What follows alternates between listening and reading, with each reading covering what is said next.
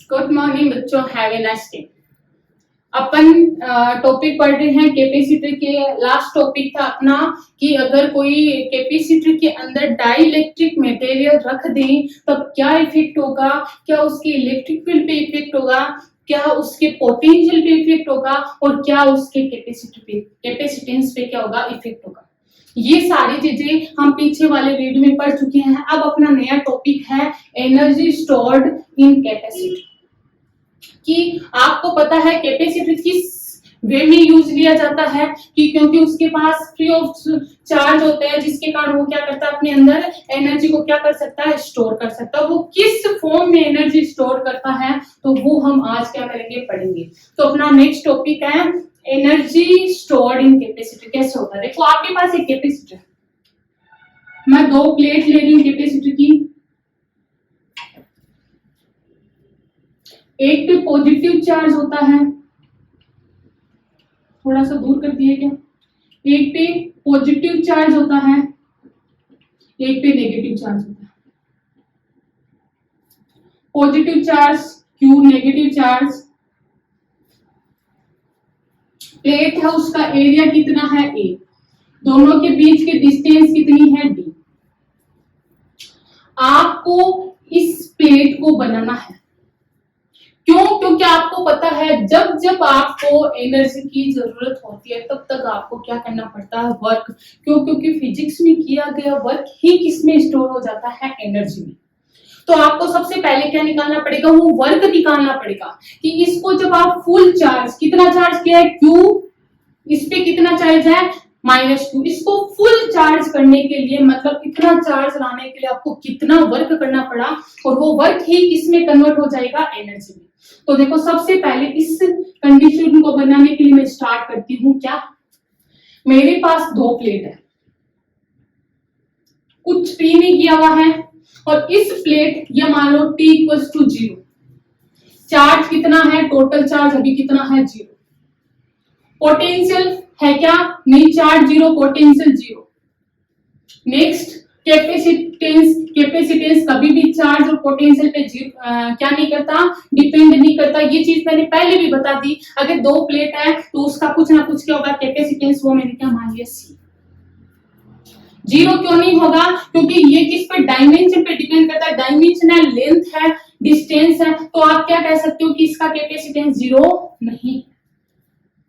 दूसरा, मैं इसको चार्ज करना स्टार्ट करूं, चार्ज मान लो किसी टाइम T पे मैंने इसको चार्ज दिया Q, मतलब इस पे मैंने थोड़ा सा चार्ज दे दिया, लो हल्का सा चार्ज दे दिया। जितना चार्ज इसको दोगे उतना का उतना चार्ज इस पे आएगा। क्यों आएगा, इंडक्शन प्रोसेस, मेटल प्लेट्स है, आएगा नहीं आएगा, आएगा। तो आपने क्या किया, इसको चार्ज दोगे, चलो मैंने इसको चार्ज करना क्या कर दिया, स्टार्ट कर दिया। अब ऐसे तो है नहीं कि यहाँ टोटल चार्ज किया तो पूरा का पूरा यहाँ पे आएगा, पहले यहाँ से कितना चार्ज है, कोई स्मॉल चार्ज जाता है Q और यहाँ पे -Q इंड्यूस्ड हो जाता है। तब आपका पोटेंशियल कितना होगा, अब इस पे चार्ज आ गया और पोटेंशियल क्या होता है, पोटेंशियल क्या होगा, चार्ज कितना है, चार्ज कितना है Q, कितना कैपेसिटेंस है C, तो Q/C क्या होता है, पोटेंशियल।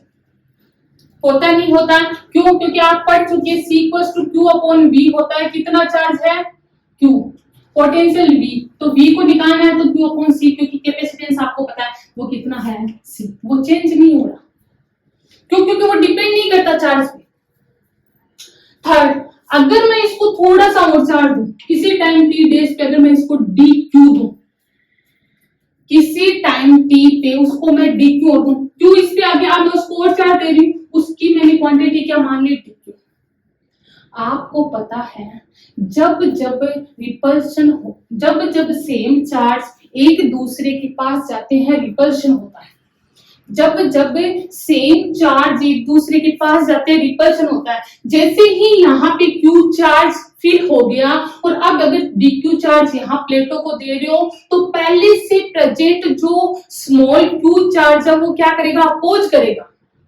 क्यों? क्योंकि ये भी पॉजिटिव है, ये भी पॉजिटिव है, दोनों में रिपल्शन क्या होगा, तो ये क्या करेगा, उसका अपोज करेगा, वो आएगा और इसको, ये जो पहले से प्रेजेंट चार्ज है उसका पोटेंशियल इसको आने नहीं देगा, क्योंकि पोटेंशियल प्रोड्यूस हो चुका। जैसे ही चार्ज Q आया, इस चार्ज के कारण इस प्लेट पे कितना potential Q upon C produce हो गया। अब अगर आप और चार्ज दे रहे हो तो इस पोटेंशियल के अपोज में वर्क करना पड़ेगा। वो वर्क कितना होगा, the work done, the work done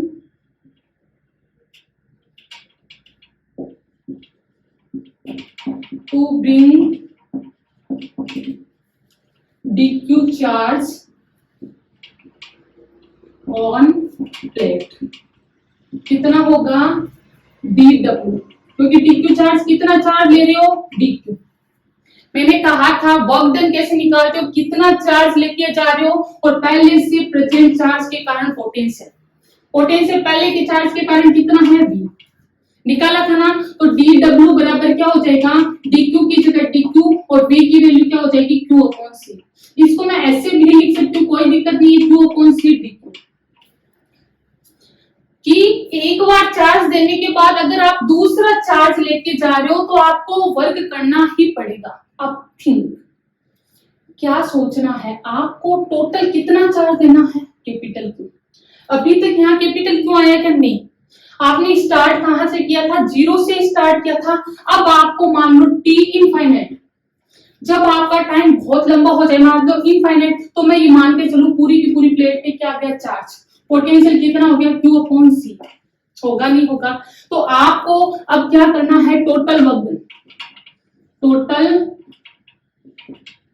work done to bring plus Q charge on plate. एक पे लाओगे तो दूसरे पे अपने आप प्रोड्यूस हो जाएगा, कितना हो जाएगा, कितना होगा, total work done W। Total को क्या करते, W वर्क डन, कहां से, जीरो से चार्ज देना स्टार्ट किया था, टोटल कितना है, इनफाइनाइट।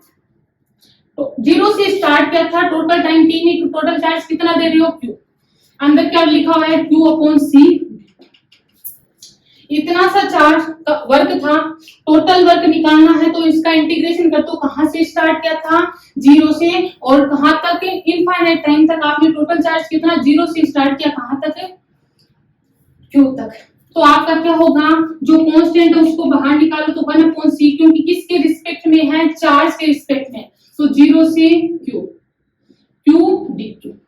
तो आपका क्या हो जाएगा, 1 अपॉन C, जितनी पावर होती है उसमें एक ऐड कर दो, तो और उससे क्या कर दो, डिवाइड, जीरो से Q, वैल्यू पुट अप करोगे तो 1 अपॉन C है, पहले Q क्या हो जाएगा, स्क्वायर बाय 2, जीरो रखोगे तो माइनस के जीरो, तो कितना हो जाएगा, Q स्क्वायर अपॉन 2C। ये वर्क, और वर्क ही किसमें स्टोर हो जाता है, एनर्जी। तो एनर्जी का फर्स्ट फॉर्मूला, वर्क ही किसमें स्टोर हो गया, एनर्जी में, तो ये है उसकी एनर्जी, पहला फॉर्मेट।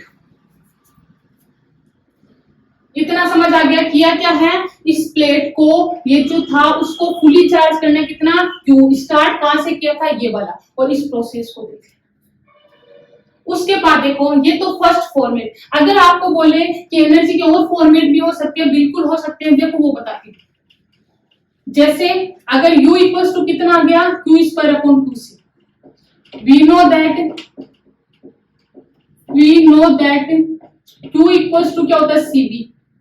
वैल्यू पुट अप करूं तो क्या हो जाएगा, C स्क्वायर, Q की जगह क्या होगा, CV, तो C square V square upon 2C। C से C कैंसिल, तो U इक्वल क्या हो जाएगा, half CV square. Second formula, कितना फॉर्मूला, सेकंड फॉर्मूला। होप इतनी चीज समझ आती होगी, इसमें किसी के डाउट है तो बता दो। तीसरा भी लिख सकते हो, और कौन सा फॉर्मेट लिखूं, U इक्वल टू, चलो C की वैल्यू लिख के भी कर ले अपन, U equals to half, C की वैल्यू कितनी होती है, epsilon not A upon D, होती नहीं होती। V इक्वल्स टू क्या होता है, V equals to E dot D, square है तो स्क्वायर, तो क्या हो जाएगा half epsilon not A D, यहाँ E स्क्वायर डी स्क्वायर, एक डी से एक डी कैंसिल, तो कितना हो जाएगा half epsilon not A dot D E square. तो एक आपके पास कितना आ जाएगा, एक एनर्जी की फॉर्मेट की आ गई, ठीक है। उसके बाद आपको ये भी पूछा जा सकता है एनर्जी डेंसिटी, तो अपन एनर्जी डेंसिटी भी निकाल सकते हैं। डेंसिटी क्या होती है, एनर्जी डेंसिटी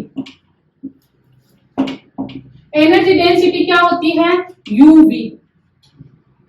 एनर्जी डेंसिटी को किससे रिप्रेजेंट किया जाता है, यूवी। क्या होता है, एनर्जी पर यूनिट वॉल्यूम, वही क्या कहलाती है, एनर्जी डेंसिटी। तो एनर्जी की वैल्यू कितनी है, half epsilon not A D E square upon we,